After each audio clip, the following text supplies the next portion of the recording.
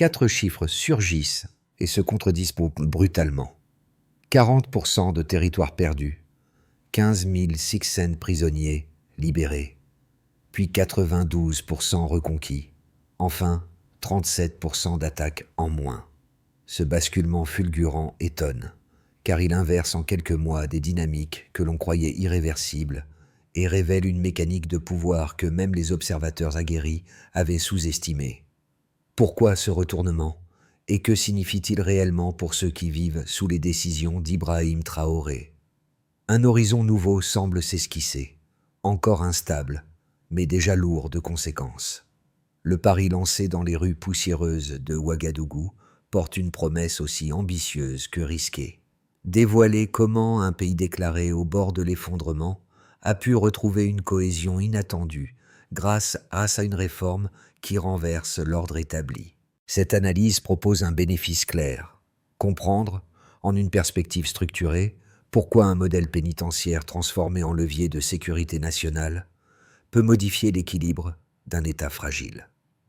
Mais derrière cet espoir se dessine une tension sourde, celle d'une stratégie qui confie aux anciens détenus non seulement une arme, mais aussi un rôle décisif dans la reconstruction nationale. Un seul faux pas pourrait fissurer la stabilité encore fragile du pays, et c'est précisément là que se joue l'enjeu. Car si cette approche parvient à concilier discipline, rédemption et efficacité militaire, elle pourrait inspirer une refonte continentale de la justice. Et si les chiffres impressionnants n'étaient en réalité qu'un début, 2 faits, longtemps relégués au second plan, bouleversent soudain la lecture du tournant burkinabé.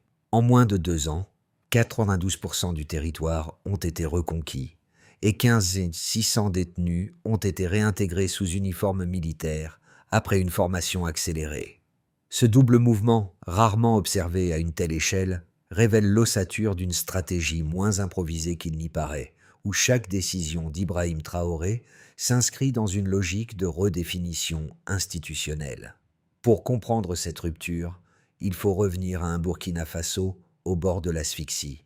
Avant cette inflexion spectaculaire, près de 40% du pays échappait au contrôle de l'État, les forces régulières étaient dispersées et les zones rurales se vidaient sous la pression des groupes armés. L'économie stagnait, minée par l'insécurité, tandis que les infrastructures essentielles s'effondraient sous l'effet du chaos prolongé. C'est dans ce contexte d'effritement généralisé que l'arrivée d'Ibrahim Traoré au pouvoir a servi de pivot. Sa première intuition stratégique fut de ne plus considérer les prisons comme des lieux d'enfermement, mais comme des réservoirs de potentiel humain. Les centres pénitentiaires, symboles de répression depuis des décennies, ont progressivement été transformés en écoles de discipline, de réparation et de reconversion. Les détenus, triés et formés, n'ont pas seulement quitté leurs cellules. Ils ont été réinscrits dans un cycle productif et sécuritaire censé servir la nation. Ce changement d'optique a également reconfiguré la perception internationale. Certains observateurs ont perçu une manœuvre désespérée, d'autres un laboratoire d'ingénierie sociale inédit au Sahel. Sur le terrain, les habitants, d'abord incrédules, ont commencé à assister à un retour progressif de la stabilité. Les marchés ont rouvert, les fermes abandonnées ont repris vie, et les trajets autrefois dangereux sont redevenus praticables. Ainsi se dessine une réalité plus complexe qu'un simple pari sécuritaire. C'est une recomposition structurelle, où justice, souveraineté ou survie nationale se confondent désormais. Dans la recomposition accélérée du Burkina Faso, une figure centrale émerge comme vecteur de cohérence, le soldat formateur, pivot silencieux du programme. Ni simple instructeur, ni simple relais administratif, il incarne la passerelle entre l'ancien détenu encore habité par le poids de son passé et le futur soldat sommé d'assumer une fonction vitale pour la communauté. Sa mission consiste à transformer une vulnérabilité humaine en ressource stratégique, dans un délai serré où chaque écart peut compromettre l'ensemble. Le premier microcas provient d'un centre de formation du Nord. Un ancien détenu condamné pour vol y a été intégré à une unité de reconnaissance locale. Sous supervision, il a appris non seulement la discipline militaire, mais aussi la cartographie de zones difficiles. Quelques semaines plus tard, son groupe a permis la réouverture sécurisée d'un marché abandonné depuis des mois. Ce rétablissement ponctuel de la circulation économique a servi de test grandeur nature. Le second microcas concerne une zone rurale du Sahel. Un ex-prisonnier, formé à la logistique, a rejoint une équipe chargée d'acheminer des vivres. Là où les convois échouaient auparavant, la connaissance des itinéraires secondaires a permis d'éviter plusieurs attaques.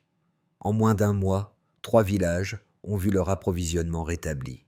Ces exemples, encore modestes, montrent comment la stratégie lancée par Ibrahim Traoré commence à produire des effets mesurables dans la vie quotidienne des citoyens. Ils témoignent aussi de la fragilité du dispositif. Une discipline insuffisante ou une dérive locale suffirait à fissurer son équilibre. Ce modèle fonctionne tant que la confiance circule réellement. Le déclencheur surgit dans un climat de rupture. Le pays vacille. Les zones rurales se vident. Les axes stratégiques s'effondrent sous les attaques répétées. Les forces régulières, épuisées, ne parviennent plus à contenir la pression. C'est alors qu'Ibrahim Traoré introduit son pari le plus risqué, la réinsertion armée. Un geste abrupt, presque contre-intuitif, pensé comme une manœuvre de survie étatique. Les premiers contingents sortent des prisons, encore hésitants, encore lourds du passé, mais immédiatement reliés à un dispositif de formation accéléré. L'annonce choque, les critiques fusent. Pourtant, le mouvement est lancé. La montée en puissance s'opère vite. Trop vite selon certains, mais assez vite pour empêcher l'effondrement. Les nouveaux soldats sont répartis par zones critiques. Ils connaissent que les pistes, les caches, les habitudes des groupes armés. Cette connaissance devient un atout tactique. Les unités mixtes avancent. Elles reprennent les bourgs un à un. Les signaux changent. Moins d'embuscades, plus de passages sécurisés. Les habitants reviennent. Les marchés rouvrent, net. Les silhouettes armées qui inspiraient la peur deviennent, progressivement, la preuve visible d'un retour de l'ordre. L'effet boule de neige commence. Les villages communiquent. Les familles se déplacent à nouveau. Les premières victoires deviennent des marqueurs psychologiques. Le point culminant s'impose lorsque les statistiques officielles tombent. 92% du territoire repasse sous contrôle national. L'annonce crée un choc régional. Comment une armée affaiblie, épaulée par des ex-détenus, a-t-elle réussi ce que les troupes conventionnelles n'avaient plus la capacité d'accomplir? L'explication tient en 3 leviers: vitesse, connaissance du terrain, nécessité existentielle. Les forces traditionnelles, libérées de la surcharge, se redéploient. Les anciennes lignes de défense, jusqu'alors poreuses, se densifient. Les positions ennemies vacillent. Le rapport de force bascule. L'écosystème sécuritaire se recompose. Mais ce sommet n'efface pas les tensions. Dans les bureaux administratifs de Ouagadougou, les ONG et les observateurs internationaux s'inquiètent. Ils redoutent une militarisation incontrôlée. Ils redoutent l'ambiguïté entre justice et force armée. Ils redoutent un précédent politique qui pourrait, un jour, se retourner contre la société elle-même. Leur critique est sévère. Un modèle aussi radical peut, s'il dévie, créer une zone grise dangereuse. Le gouvernement répond en insistant sur la formation stricte, la discipline, les contrôles internes. Mais l'équilibre reste précaire. La résonance la plus profonde, elle, vient du terrain. Dans les villages, les habitants racontent comment l'arrivée des anciens détenus, désormais soldats, a redonné un sentiment de sécurité. Les parents évoquent les chemins rouverts. Les commerçants évoquent les routes redevenues praticables. Les agriculteurs évoquent des récoltes possibles. Ce sont des détails, mais des détails qui changent tout. La stabilisation économique se greffe sur la sécurisation militaire. Le pays respire, lentement, mais réellement. Cependant, un fil reste tendu. Si la discipline s'effrite, si la cohésion se relâche, le modèle peut s'effondrer. C'est le paradoxe central du programme porté par Ibrahim Traoré. Une puissance née d'une fragilité assumée, mais qui doit rester sous contrôle pour ne pas muter en force incontrôlée. La bascule apparaît nettement lorsqu'on compare le point de départ au virage opéré. Un pays dont 40% du territoire, échappé au contrôle national, passe, en moins de 2 ans, à 92% reconquis, une transition qui illustre un changement d'échelle rarement observé dans un État sous pression militaire. Cette trajectoire, amorcée sous l'impulsion d'Ibrahim Traoré, révèle une dynamique mesurable plutôt qu'un simple récit politique. La première mesure clé concerne la chute des attaques terroristes. 37% en 6 mois. Voici une brève explication. Cette baisse rapide indique une pression opérationnelle continue sur les groupes armés. Cette diminution n'est pas seulement statistique. Elle change la structure même du risque.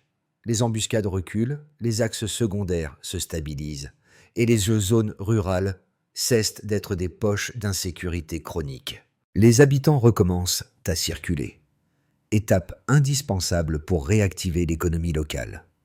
Les unités composées d'ex-détenus jouent souvent un rôle critique, car leur connaissance des trajectoires ennemies raccourcit les opérations.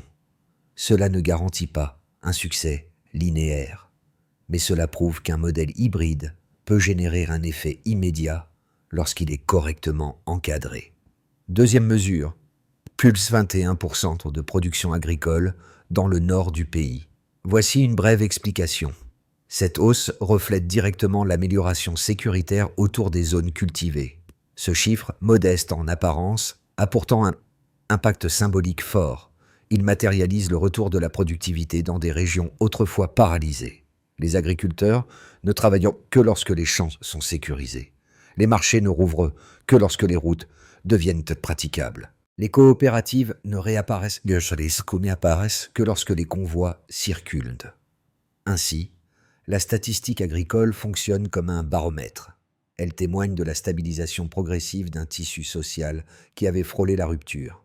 Troisième mesure, souvent la plus commentée, 0% de récidive parmi les anciens détenus réintégrés. Voici une brève explication. Ce taux inédit signale une réorientation durable des comportements post-réhabilitation. Ce résultat surprend. Les spécialistes s'attendaient à des dérives individuelles, à des retours sporadiques vers la criminalité ou à des incidents internes. Or, aucun n'a été rapporté depuis la mise en œuvre du programme. Cette absence, même si elle doit être interprétée avec prudence, montre qu'un système fondé sur la discipline, la formation et l'utilité sociale peut inverser des trajectoires personnelles autrefois jugées irréversibles. Le symbole est puissant. Là où la punition isolait, la réinsertion armée crée un engagement. Ces 3 indicateurs convergent vers un constat commun.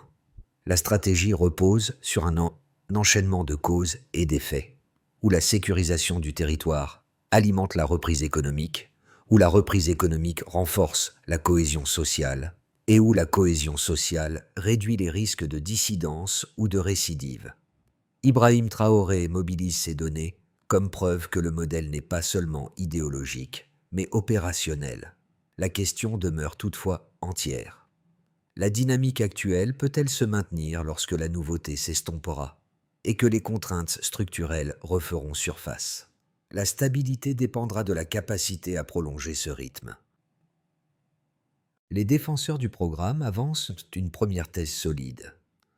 La réinsertion militaire constitue une réponse pragmatique à une crise existentielle. Dans un pays où l'appareil sécuritaire était débordé, intégrer des individus connaissant le terrain et motivés par une seconde chance permettait d'augmenter rapidement les effectifs sans sacrifier la cohésion. Pour eux, la preuve est tangible. La baisse des attaques, la reprise des zones rurales et la normalisation de la vie économique montrent que ce pari répond à une nécessité plutôt qu'à une idéologie. Il rappelle que dans des contextes extrêmes, des solutions radicales peuvent devenir des options rationnelles. La seconde thèse, formulée par les critiques, pointe à un risque structurel. Ils estiment que l'intégration d'ex-détenus dans l'armée pourrait accélérer une militarisation excessive de la société. L'argument repose sur la crainte que ces unités, devenues indispensables, forment à terme une force parallèle difficile à contrôler. Selon eux, le flou entre justice réparatrice et pouvoir militaire crée une zone d'ombre où l'État pourrait perdre le monopole légitime de la violence. Ils redoutent aussi l'effet domino. Un succès trop visible pourrait encourager d'autres gouvernements fragiles à imiter le modèle sans y instaurer les garde-fous nécessaires. La réponse la plus solide, appuyée sur les données du terrain, se situe entre ces positions. Les résultats observés, baisse des attaques, stabilisation agricole, absence de récidive, montrent que le modèle fonctionne tant que 3 conditions sont maintenues. Discipline stricte, contrôle institutionnel renforcé et surveillance constante des unités. Là où les partisans voient une solution et les critiques un danger, l'expérience prouve surtout que ce programme dépend d'un encadrement rigoureux. Sans cet encadrement, la dérive serait possible. Avec lui, la stratégie devient un outil ponctuel de rééquilibrage national plutôt qu'un changement définitif du modèle judiciaire. L'efficacité tient donc autant à la méthode qu'à ses limites. Un pivot silencieux apparaît.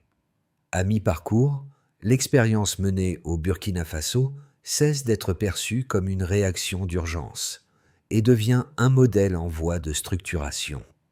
Ce renversement discret, mais décisif, repose sur un élément longtemps sous-estimé: la capacité des anciens détenus à devenir non seulement des soldats, mais aussi des acteurs de stabilisation sociale. C'est ici que l'intuition d'Ibrahim Traoré révèle une portée plus large qu'un simple dispositif militaire. Dans plusieurs régions où l'autorité de l'État s'était effritée, les unités mixtes commencent à jouer un rôle d'interface entre les communautés et les forces régulières. Elles sécurisent, mais elles rassurent aussi. Les populations observent un changement subtil. Les hommes autrefois craints deviennent soudain ceux qui protègent les marchés, les récoltes et les trajets quotidiens. Ce basculement psychologique constitue l'un des points de changement les plus profonds du programme. Un autre facteur clé surgit: la confiance. Tant que ce capital immatériel continue de circuler entre civils, ex-détenus et encadrement militaire, l'équilibre se maintient. Dès qu'il se fissure, le système tout entier vacille. Ce midpoint met en lumière une évidence. L'avenir du modèle dépend autant de la perception que de la performance. Les effets de la réforme s'observent désormais à travers 4 plans distincts. Chacun révèle comment une décision pensée par Ibrahim Traoré a reconfiguré parfois en profondeur les dynamiques locales. Les données sécuritaires, économiques et sociales convergent. La transformation dépasse la seule logique militaire. À l'échelle nationale, la chute de 37% des attaques redessine la carte des priorités. Les forces régulières, longtemps absorbées par la simple survie opérationnelle, disposent enfin d'un espace stratégique. Elles peuvent se restructurer, former de nouvelles unités spécialisées et reconquérir des zones critiques. Les institutions civiles recommencent à fonctionner sans pression constante. Le gouvernement consolide ses marges de manœuvre, non par centralisation autoritaire, mais parce qu'un climat sécuritaire plus stable restaure l'autorité de l'État. La reconquête de 92% du territoire agit comme un socle. Elle permet de rationaliser les budgets, de relancer des chantiers publics et de redonner confiance aux administrations locales. Le redressement économique n'est pas spectaculaire, mais il est concret. La hausse de 21% de la production agricole dans le Nord catalyse une dynamique plus large. Les stocks reviennent, les coopératives se reforment, les déplacements commerciaux redeviennent possibles. Les routes secondaires, longtemps abandonnées, redeviennent des artères vitales pour les marchés régionaux. L'amélioration de la sécurité crée un effet domino, reprise des activités quotidiennes, retour progressif de certains commerçants, stabilisation des prix locaux. Le pays ne connaît pas un boom, mais une respiration profonde après des années de paralysie. L'impact social est celui qui surprend le plus. Le taux de 0% de récidive parmi les anciens détenus réduit drastiquement les peurs initiales. Les communautés, d'abord sceptiques, constatent que ces hommes longtemps associés au danger deviennent des protecteurs, parfois des relais de dialogue.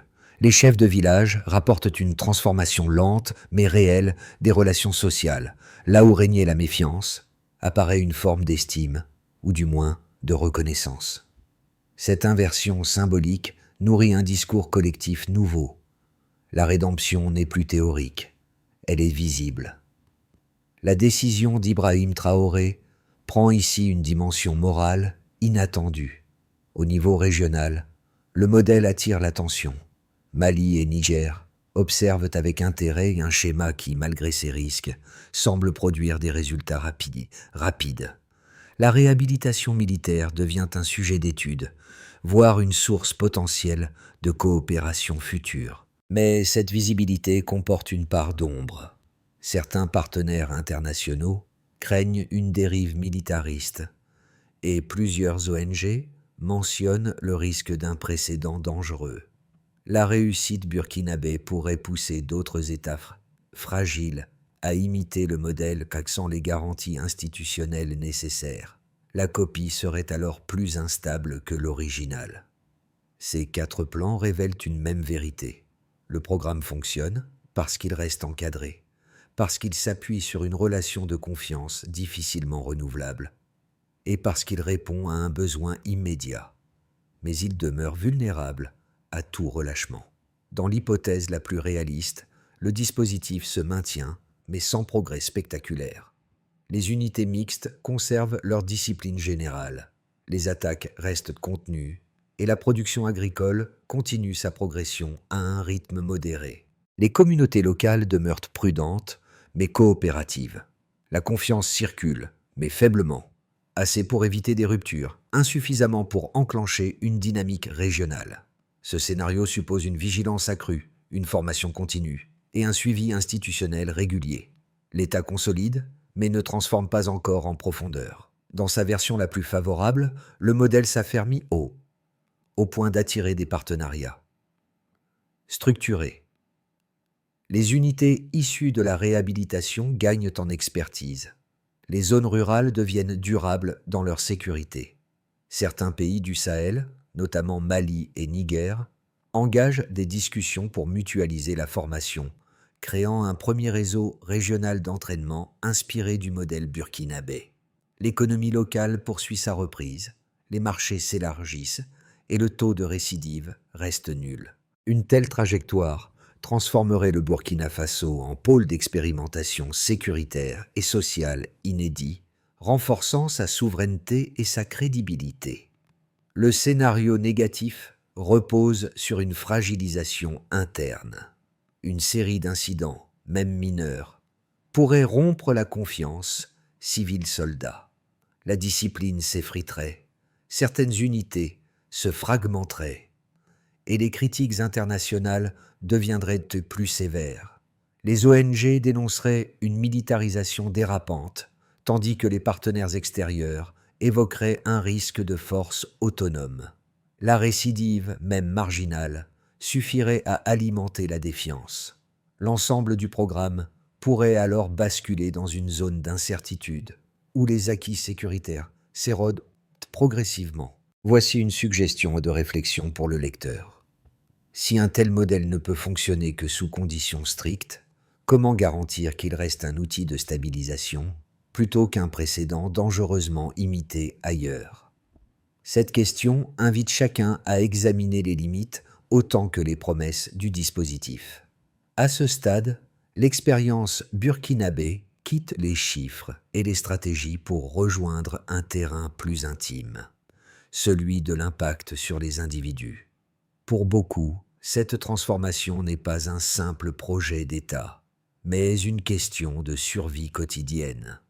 Les habitants qui avaient cessé de cultiver leurs terres recommencent à sentir la possibilité d'un futur. Les familles qui vivaient dans la peur des routes voient leur déplacement redevenir possible. Et les jeunes, souvent tentés par l'exil faute d'horizon, perçoivent une forme de stabilité nouvelle, encore fragile mais perceptible. Pour le spectateur extérieur, 3 angles d'engagement apparaissent. Le premier consiste à observer ce modèle avec une distance critique mais ouverte. Il ne s'agit ni de glorifier, ni de condamner trop vite, mais de comprendre qu'une stratégie née dans le chaos peut contenir des enseignements utiles. On peut suivre les évolutions, comparer les dynamiques et identifier les conditions qui rendent une telle approche viable. Le second angle consiste à s'interroger sur la place de la rédemption dans les systèmes judiciaires contemporains. Que signifie offrir une seconde chance à ceux qui ont fauté, non sous forme de pardon abstrait, mais sous forme d'intégration active dans la société? Ce questionnement dépasse le cas burkinabé et rejoint des problématiques universelles: justice, dignité, responsabilité. Enfin, un dernier geste possible consiste à nourrir la réflexion collective. Partager des analyses, confronter des points de vue situés, discuter des implications sociales d'un tel modèle. Non pas pour importer mécaniquement une solution, mais pour comprendre ce qu'elle révèle sur les limites et les potentiels de nos propres systèmes. Pour que le modèle initié par Ibrahim Traoré cesse d'être une parenthèse historique et devienne un cadre durable, une feuille de route claire s'impose. Elle ne cherche pas à étendre le programme, mais à le sécuriser, à éviter les dérives et à garantir qu'il demeure un outil de stabilisation, plutôt qu'un instrument de fragilisation future. Les centres de formation issus des anciennes prisons de ces dates fonctionnaient sous une double supervision, défense et justice. Cette architecture garantit que la discipline militaire ne remplace jamais le contrôle civil. Elle permet aussi d'établir des critères transparents de sélection, d'éviter les passe-droits et de maintenir une cohérence nationale. La moindre faille ici pourrait déstabiliser l'ensemble du dispositif. Un programme d'éducation civique doit devenir obligatoire pendant toute la période de formation. Il ne s'agit pas seulement d'instruire des soldats, mais des citoyens responsables. Droits, devoirs, discipline, protection des civils. Ces modules servent de garde-fous et favorisent une intégration durable. Une réinsertion armée qui ne réinsère pas moralement ne peut pas tenir. Des équipes mixtes, militaires, magistrats, analystes indépendants, doivent auditer chaque unité à intervalles réguliers. Les risques majeurs viennent justement des zones grises. Évaluer la discipline, vérifier les plaintes, contrôler les opérations. C'est ainsi que l'on empêche la constitution de forces autonomes. Mali, Niger et Burkina Faso peuvent mutualiser certaines formations, mais seulement après consolidation interne.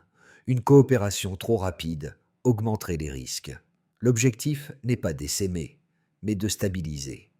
À terme, la réussite consiste à rendre ce dispositif moins nécessaire, en renforçant les forces régulières et en rétablissant un système judiciaire complet. Dans le silence des centres de formation, l'image revient.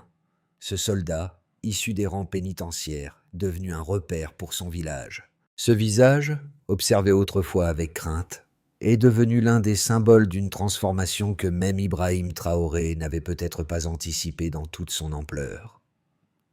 Le rappel à ce parcours individuel, fragilité, discipline, réintégration, sert de fil conducteur. Il montre qu'un modèle national trouve souvent son sens dans une trajectoire humaine simple, presque discrète. Les habitants parlent désormais d'utilité, de protection, d'un retour lent mais réel à la normalité. Une métamorphose ne tient qu'à une poignée d'actes justes. Si cette expérience soulève autant de débats, c'est parce qu'elle interroge chacun sur la justice, la seconde chance et la manière dont une société décide de rebâtir ses fondations. Le modèle burkinabé, avec ses risques et ses promesses, ouvre un espace de réflexion que nul ne peut ignorer. Vous pouvez choisir d'examiner ces enjeux, d'en discuter autour de vous, ou simplement d'observer comment un pays en crise transforme ses contraintes en tentative de renouveau.